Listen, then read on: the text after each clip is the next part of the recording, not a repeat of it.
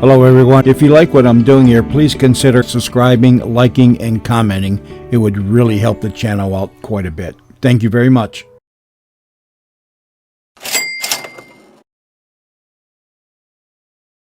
Now, Mystery Theater.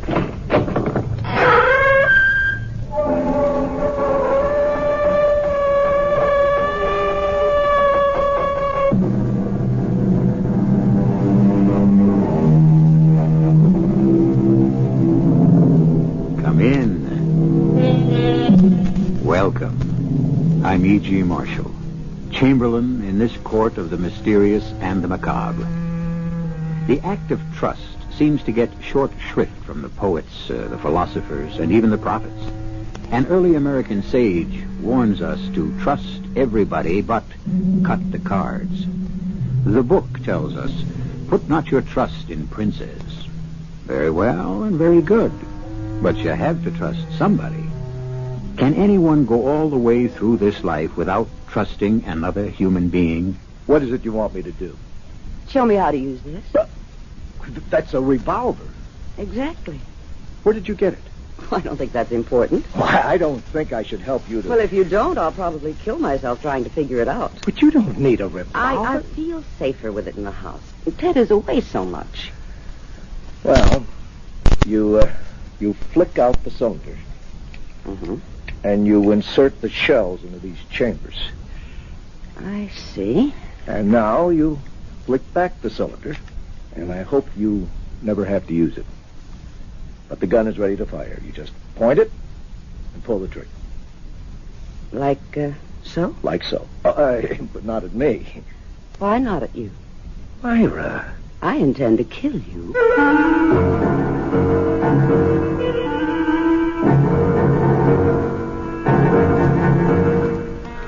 Our mystery drama, Can You Trust Your Husband?, was written especially for the Mystery Theater by Sam Dan and stars Joan Lovejoy and Mandel Kramer.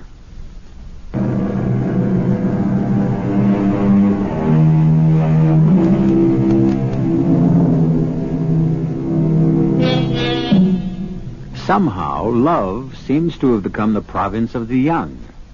Ask almost anyone to name two people who are deeply in love, and the answer almost automatically is Romeo and Juliet.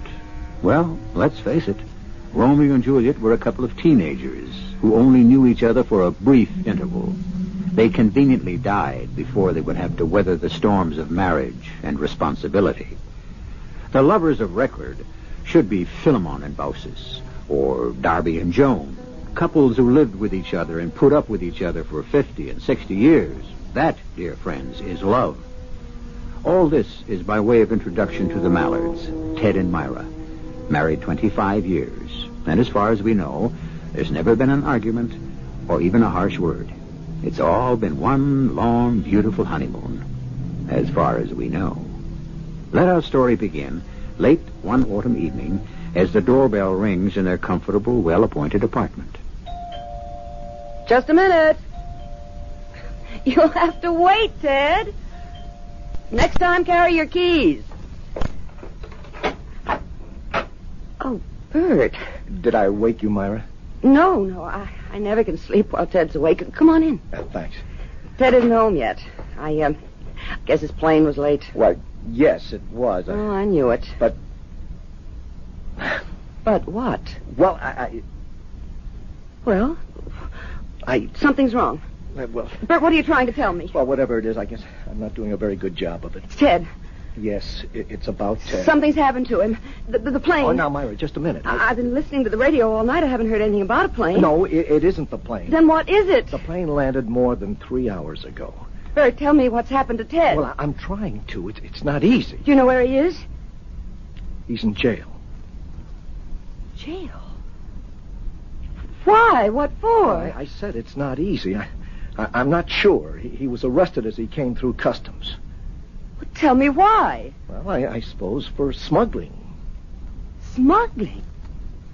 Oh, that's impossible. There has to be a mistake. Oh, I'm sure of it. We have to get hold of Arthur Clemens. I already did. Or doesn't he practice that kind of law? He'll get someone else if he can't handle it. Handle what? Well, all I know is Ted called me, and they allowed them one phone call. Please, Bert, get to it. Well, he said, Bert, I'm being accused of smuggling. Call Arthur and then tell Myra. But what is he accused of smuggling? Heroin or cocaine. I'm not sure. But that's ridiculous. How could Ted possibly be involved in anything like that? They found it in his attaché case. But it's all a mistake, a terrible mistake. Or else it's a joke. A very bad joke.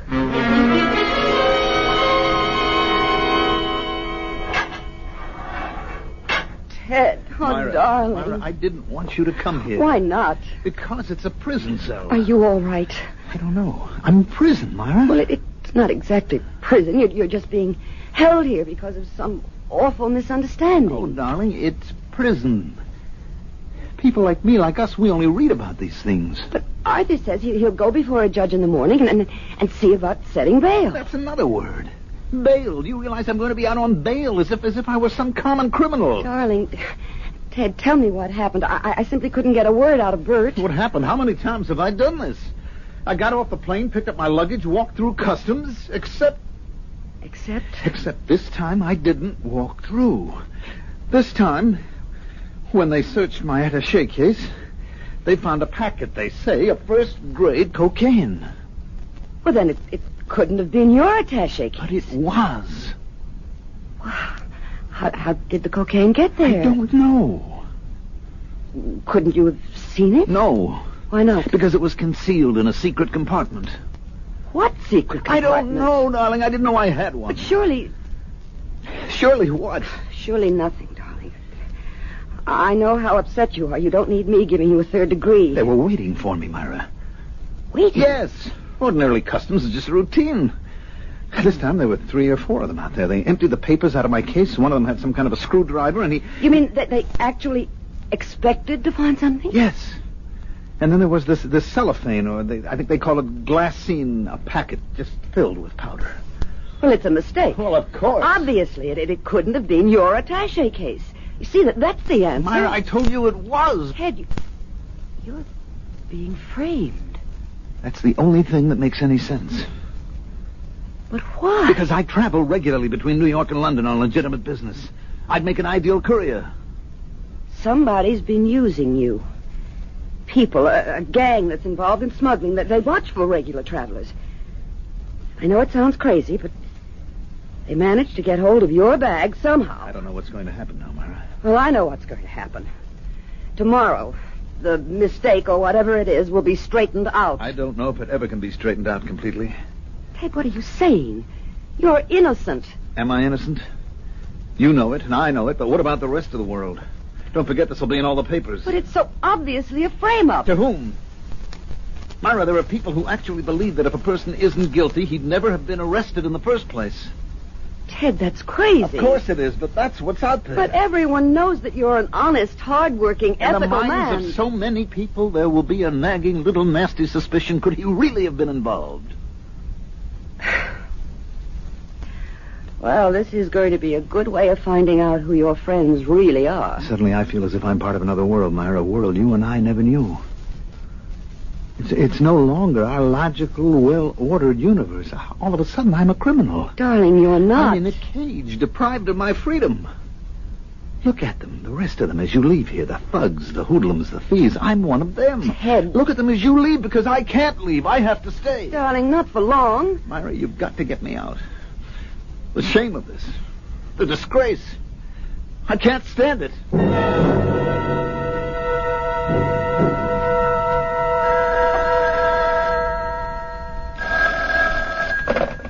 Hello? Myra, Bert, where are you? courthouse. Was Arthur able to get bail set? Well, that's what I'm calling you. Bert, please, just tell me. There's a problem, Myra, and Arthur's going to be tied up with it, so he asked me to call you. Bert, will you please tell me? Well, it looks like Arthur can't get bail. What do you mean he can't get bail? Well, It's the law. A person is entitled to bail. he is and he isn't. Well, I'm going right down there. Myra, it won't do you any good. You see, because of the size of the package, of the fact that they've had their eye on Ted for a long Now, time. you just stop there. You stop right there. Please, Myra. I'm only reporting the facts. The federal prosecutor moved for suspension of bail. But that's not legal. Oh, in some cases, Well, there has to be someone I can talk to. they claim Ted is so important to this narcotics ring What narcotics ring? that he would simply jump bail and leave the country. Bert, do you know what you're saying? Or else his life would be in danger. So what this amounts to is protective custody. And Arthur, our fine attorney Arthur, to whom we pay a fortune every year as a retainer, is just standing there and taking it. Now, Myra, you must be fair to Arthur. Be fair to Arthur. Arthur's fighting it. He's filing an appeal. He's going to a higher court, but it has to take time. Time? Well, a couple of days, a week. Bert, I have to hang up now. Now, you just relax, Myra. Everyone's doing their absolute best. I'll talk to you soon. Okay, goodbye. All right.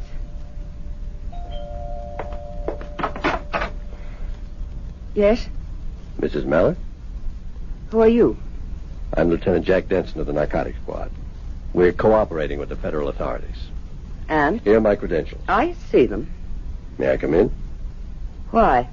To discuss your husband's case. My husband doesn't have a case. He's a victim of a frame-up, of some sort of ghastly mistake. There's nothing you can gain from talking to me. I'm here to help you, Mrs. Mallard.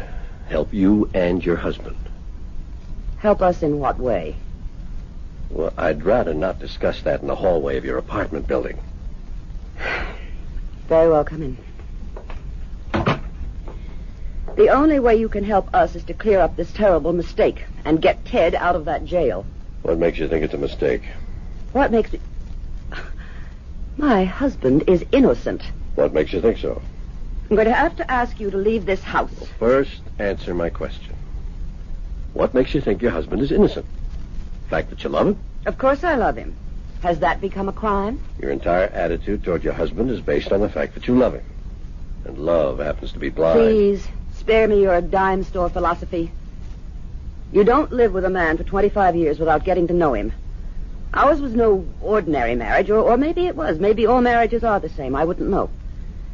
But we were together in everything. We had no secrets. I don't believe we even had separate thoughts. We lived with and for each other. So he couldn't have been doing anything wrong, because I would have known it. How would you have known it? Evidently you're not married. Or if you are, it's not what I would call a marriage. I would know. He wouldn't have to say a word or leave a clue. But I would know if he were doing anything wrong. So what do you say to that? I wish I knew what to say, Mrs. Mallard. I wish I knew how to say what I have to say. Then please, stop beating around the bush. You're a fine woman, Mrs. Mallard. I'm in no mood for flattery, Lieutenant. Say what you have to say and get out. I'm sorry I'm forced to tell you this, but your husband, whom you love, and with whom you're so close, has been leading a double life.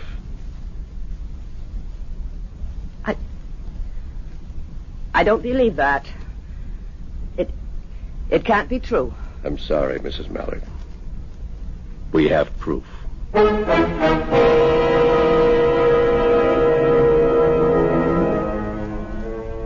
There are parts of the world where it never rains.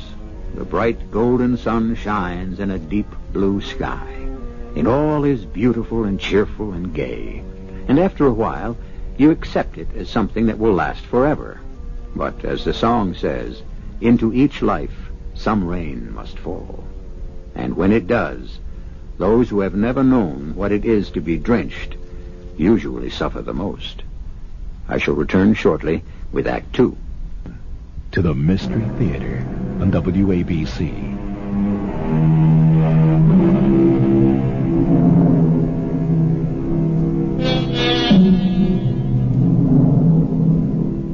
For 25 years, Myra and Ted Mallard have had a wonderful marriage.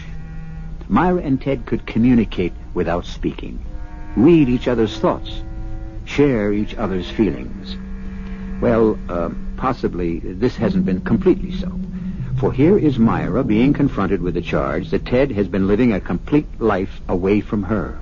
A life that is of interest to the police. I challenge you to present your proof, Lieutenant. We've been watching Ted for a long time. He makes regular trips. He makes regular trips to London on legitimate business. Of course. Ted had an opportunity to open a branch office in London. And he goes there to supervise. And it's an excellent cover. Cover?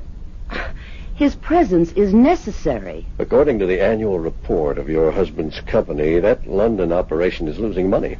Ted has faith in it. But you can't excuse our being skeptical. And what right do you have to arrest a man on skepticism? None at all.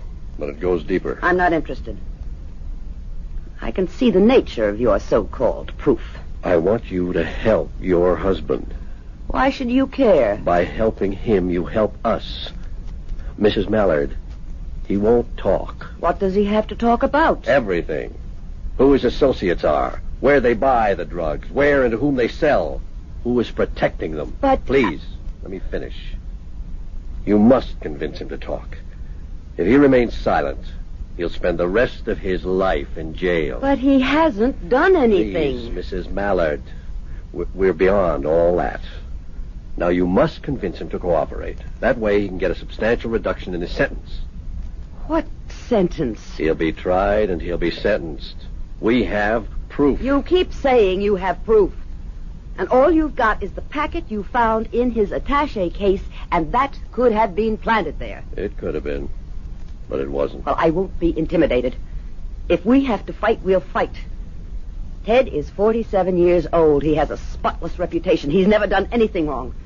The jury will simply refuse to believe that he could be a member of a dope ring. Did you ever hear of a woman named Jenny Saunders? Jenny Saunders? I don't believe so. I'll do some things that are not exactly in the book. If you promise to say nothing, I'll take you to her apartment. Well, why would I want to go there? Because the two of you have something in common.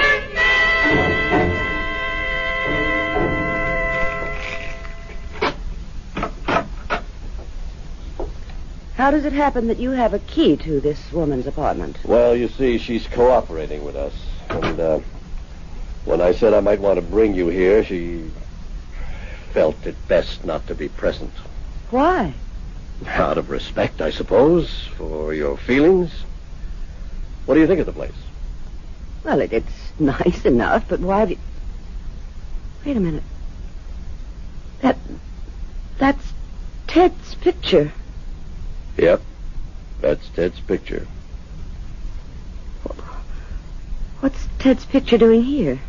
You'll find some of Ted's clothing in the closet also. Oh, no. Oh, no, what? You won't get away with this. I see what this is for. It's a frame-up to build your case. You're planting his things in this apartment. You're making serious charges, Mrs. Mallard, and I can understand how you feel, but Ted was here. He spent time here. I defy you to prove that. We have witnesses. People have seen him here. Well, they can. They can all be part of this plot. Which plot? Mrs. Mallard, why should we want to frame your husband? I don't know. To make an arrest, to create an impression you're cracking down on drugs? Why pick on Ted Mallard? Why construct this elaborate framework? I won't believe it. That means you refuse to believe it. Mrs. Mallard, let's accept your argument for a moment. The drugs could have been planted in the attaché case. Then you admit... For the sake of argument. Okay. Then we could have gone to the trouble of setting up the apartment, the witness, the girl. But you tell me one thing. How do you explain your husband's fingerprints? What fingerprints? His fingerprints are all over the place. I know it's very hard for you, Mrs. Mallard. I suppose you have to look at your whole life now from another perspective. And maybe, faced with all this, you won't even want to help him. Please, let me out of here.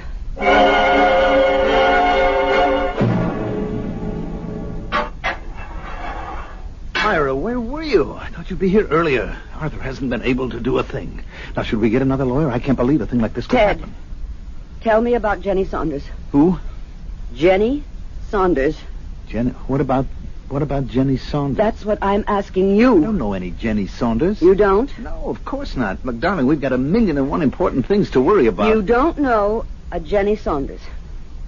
Myra, is somebody named Jenny Saunders somehow involved in everything that's happening?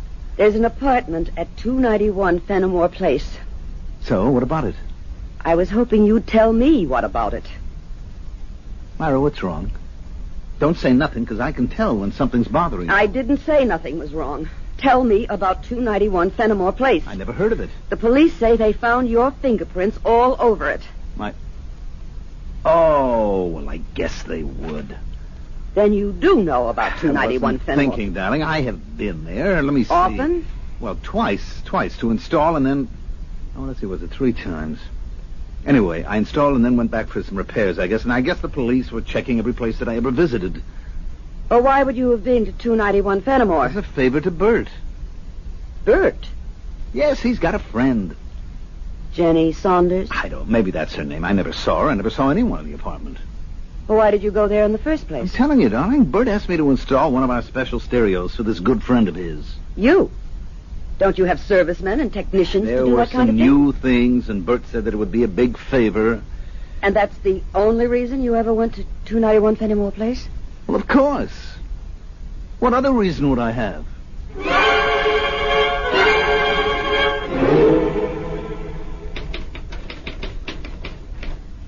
Oh, hello, Mrs. Mallard. Hello, Harriet. Is Bert Hollis in? Well, yeah, he sure is, but he's on the phone. That's all right. I'll wait.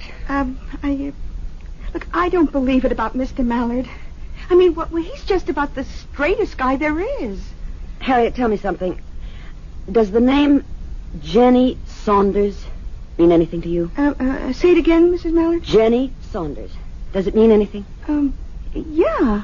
What? Well, I don't know. I mean, oh, gosh. Well, who is it? Look, does this ever happen to you?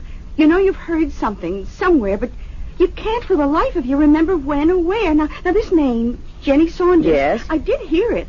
Apropos of what? Apropos of, I can't remember. Oh, please, Harriet, try to recall. No. It doesn't do me any good to try. It's very important. Look, I mean, it's all just sloshing around somewhere in my subconscious, and it'll come to the surface when it wants to.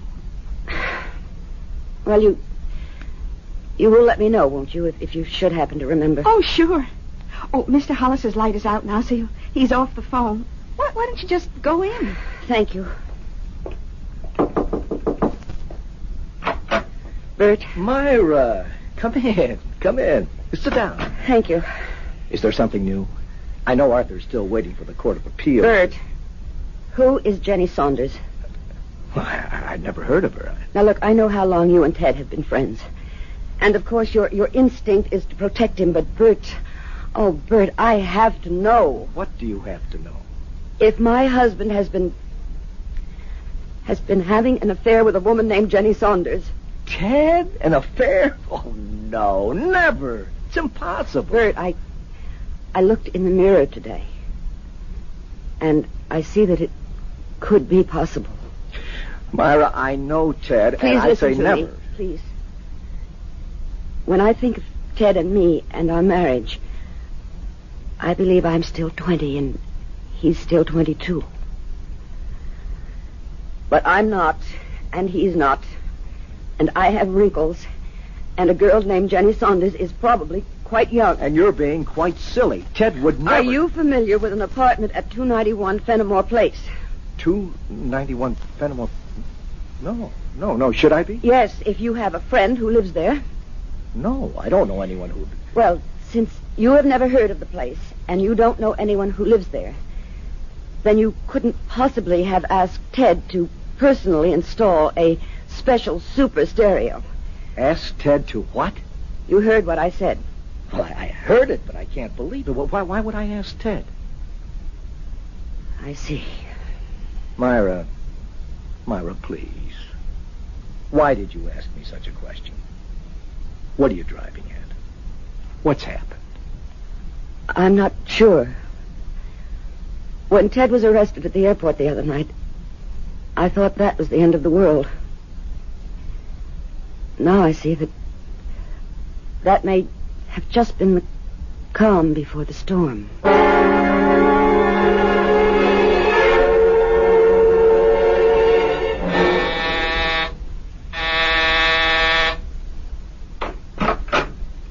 Yes?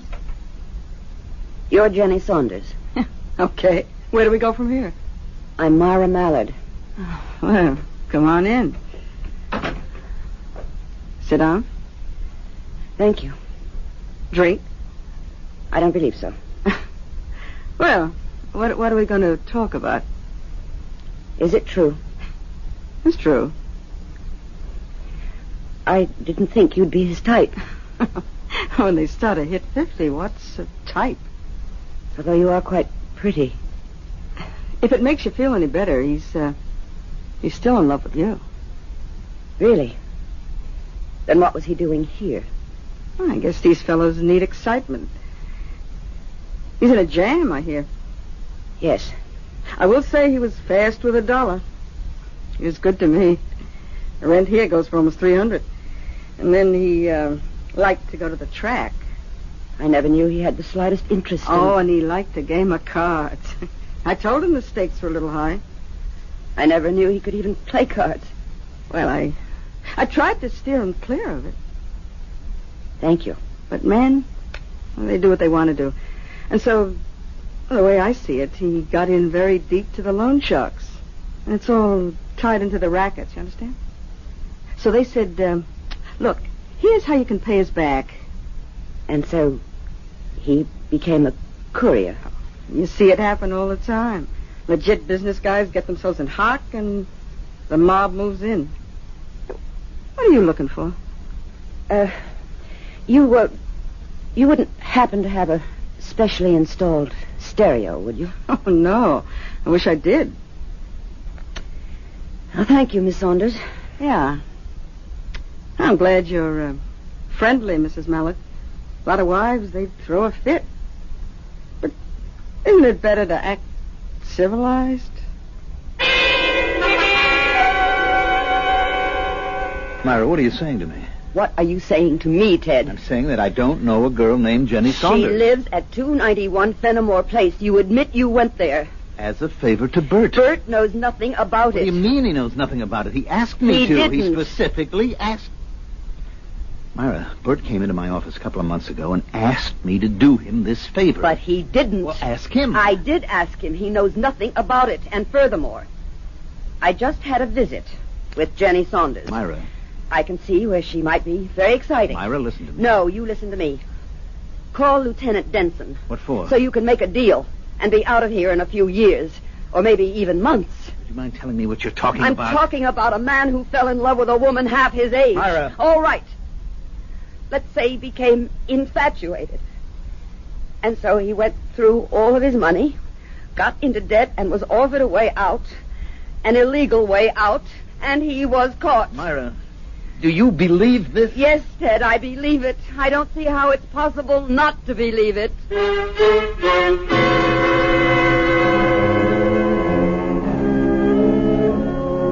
How is it possible, indeed, not to believe it? How can one doubt the evidence? Evidence based on the reasonable, logical, and sensible interpretation of the facts that exist. Certainly, a man must be proven guilty beyond the shadow of a doubt. Is there even a shadow here? Everything seems so clear-cut. I'll be back shortly with Act 3. The Mystery Theater returns on WABC.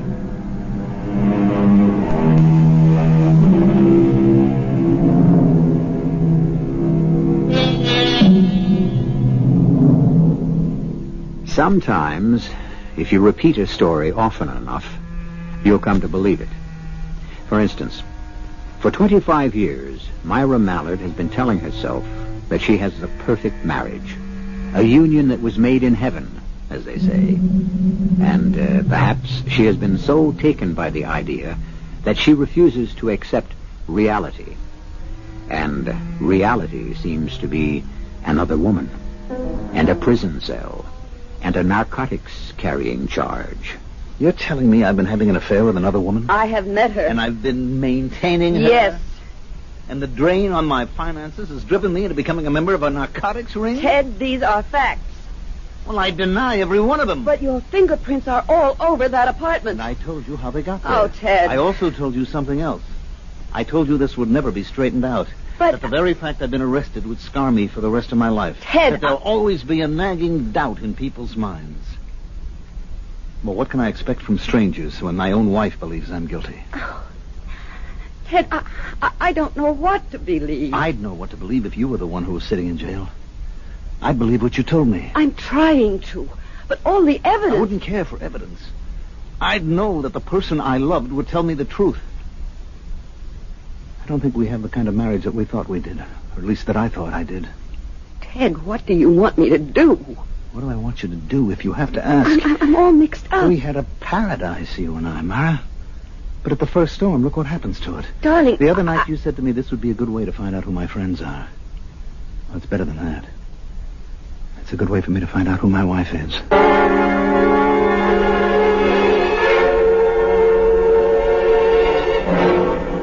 Well, Mrs. Mallard, have you thought it over?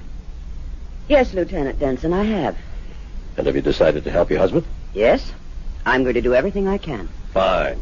Then I can expect you to cooperate with us. Oh, I will. That is, if you agree to cooperate with me. Certainly. What would you like me to do? Find the man who's really guilty. Mrs. Mallard, is it possible we are back to ground zero on this thing? We never left it. Ted is innocent. In the face of all the evidence, can you really believe that? Yes, I believe he is innocent. And I believe it because he says so. Ted Mallard cannot lie to me any more than I can lie to him. Mrs. Mallard, I would like you... I know what you'd like. You'd like me to look at the facts. But there are all kinds of facts, Lieutenant. You have yours and I have mine. And what are yours? Mine is the fact that Ted and I are in love. Yes, for a moment I panicked. I was frightened. Mrs. Mallard... It's no good, Lieutenant. I have 25 years supporting me. I know this is a blow to your pride. Let me tell you whom you should investigate. My husband's partner, Bert Hollis. Please, Mrs. Bert Mallard... is lying. He said he didn't ask Ted to install the stereo set at 291 Fenimore. Mrs. Mallard, you can't shift the blame conveniently. Why is Bert lying? That's the crux of the entire case. Bert was not caught with the narcotics. Bert was not maintaining a girl in that apartment. Please, Lieutenant, don't give me facts. Your facts. For once, try something else. Something else? Faith. Believe somebody. Take a person's word. You once said, I was a very fine woman. All right. Would I lie? Isn't it possible that I'm telling the truth? I know you have a case. It's well constructed. But it's wrong. Mrs. Mallard, we know Ted is guilty. And I know Bert is lying, and I'm asking you to find out why. We have no reason to pursue that line of investigation. Perhaps you don't, but I do. And I'm going to pursue it. How? I don't know. What do I know about these kinds of things? But somebody has to help Ted. Must be wonderful to have a wife who simply won't face the facts. Oh, you're wrong, Lieutenant. I'm facing all the facts.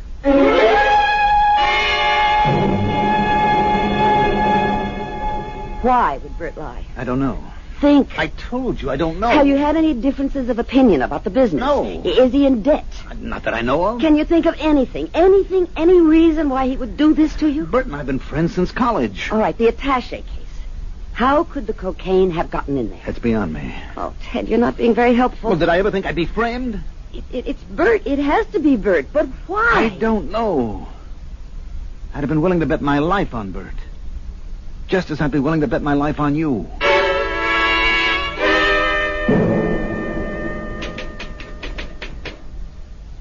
Oh, hi, Mrs. Mallard. Hello, Harriet. Anything new with Mr. Mallard? Well, we're hoping. Yeah. I've just come by to get some of Ted's things. Oh, that's Mr. Hollis's ring. He wants to give me some dictation. Look, if you'll be in Mr. Mallard's office for a few minutes, would you mind answering the phone? No, not at all. It's just that when Mr. Hollis dictates, he gets all confused if I have to stop and pick up the phone. Well, I'll be here for a while. Oh, thanks.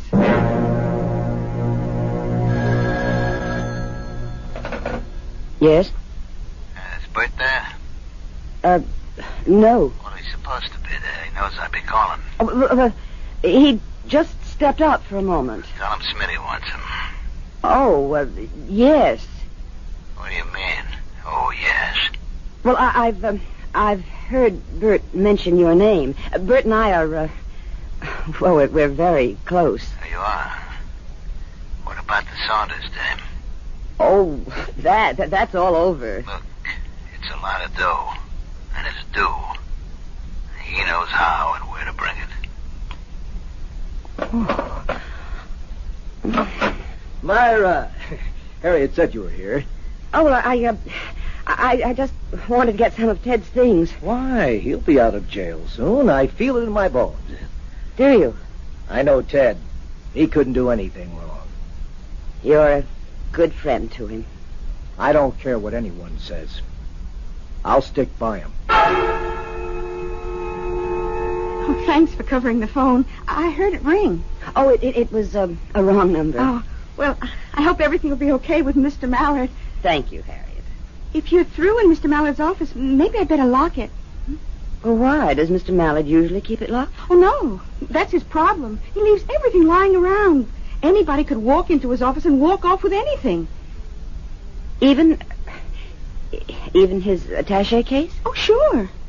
Although, why would anyone want to take his attaché case? Well, did you ever see anyone carrying his case? Did I?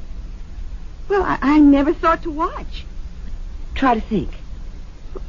Hey, now that you mention it, it's funny. Now, when he left for London last week, I saw Mr. Hollis bring him the case. And Mr. Hollis said, "Hey, Ted, you left this in my office." Uh-huh. That's what Mr. Hollis said. Uh-huh. What did Mr. Mallard answer? I think he said, thanks, Bert. And that was all? Yeah. Oh, do you remember you asked me, did I know a Jenny Saunders? Yes. Well, that's where I heard her name. As they were saying goodbye, Mr. Hollis said, let me see, did you get everything squared away for my friend, Jenny Saunders? And Mr. Mallard answered, the stereo works just fine. There you are. You really forget nothing if you know how to make it come back.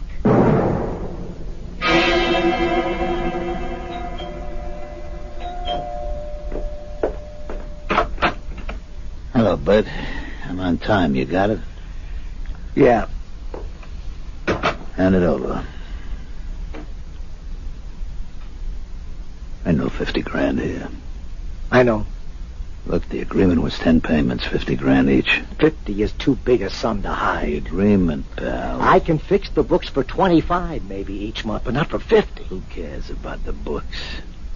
That's why we got Mallard out of the way, so you could have an open road. His wife was there today. Why? I don't know why. Maybe she suspects something. Why should she suspect I anything? don't know. I said maybe. Look, you're the one who said all you needed was to get Mallard out of here, and the till would be wide open. Okay, but you have to be cautious. Cautious. The way you drop money on the ponies, the cards, the dames. Look, it'll just take a little bit longer, but I'll pay you fellas back. What's that? I don't know. Nobody's supposed to be here. Well, maybe it's Jenny. How could it be Jenny? I heard you two are quits. Quits? Where did you hear that? Your secretary told me. She doesn't know anything about Jenny. Wait a minute. Hey, what are you going to do with that gun? Somebody's in that closet. What are you trying to do, Bert? Set me up? No, I don't. All right, whoever you are, come on out of there. Myra. You notice, dame? It's Ted's wife. Hello, Bert. Who is your friend? Myra, I couldn't help myself. So you did frame Ted after all. Please, Myra, you don't understand. It was Jenny. Jenny Saunders. I couldn't keep away from her. All right, we can't hang around here. What are you going to do with her? I don't know. But something will occur to me. Move, sister. Why? What are you going to do to her? She has to disappear. You let her alone. Murder was no part of the deal. Look, Bud, people do what they have to do. I said no. Please, Myra. Myra, if you promise not to... What can she promise? Myra, promise you. Oh, poor Bert. This character makes you betray your friend, loot your company. And now he'll kill you. Shut up, lady. Well, how else can it end? I think we'd better go for a little ride. No, I won't let you do it. Let go my arm, No, you you nut. put away your... I said let go my arm. You okay, Mr. Hollis? Me? Yes. Yes, I am. Lieutenant. Hey, Joe, get an ambulance. We may be able to save this other one's life. Lieutenant. What am I doing here? Yeah. Well, you can say whatever you like about science and facts and clues and evidence, but sometimes a good hunch has them all beat. You heard what they said? Yep, everything. I followed you because if you did happen to be right, you'd need help. I didn't mean to. I just kept getting in deeper and deeper. Thank you, Lieutenant. No, thank you for showing me what it can be like. What can be like? Marriage. I may even try it myself.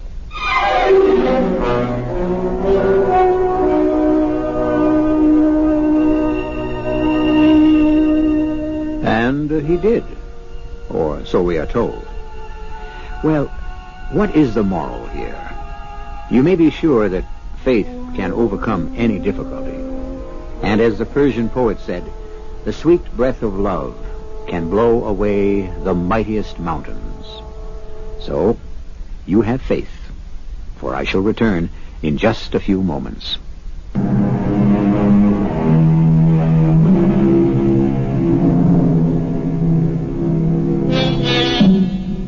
Love, like wine, they say, grows mellower, finer, tastier as time goes on. Just as youth is wasted on the young, so is love. The heart has its reasons, and the more we attempt to probe and pry and weigh and analyze, the more we come to naught. Love is one of the two supreme passions. The other, of course, is murder, which is why we always try to give you liberal amounts of each, 7 times each week. Our cast included Joan Lovejoy, Mandel Kramer, Bryna Rayburn, Ken Harvey, and Sam Gray. The entire production was under the direction of Hyman Brown. This is E.G. Marshall inviting you to return to our Mystery Theater for another adventure in the macabre. Until next time, pleasant dreams.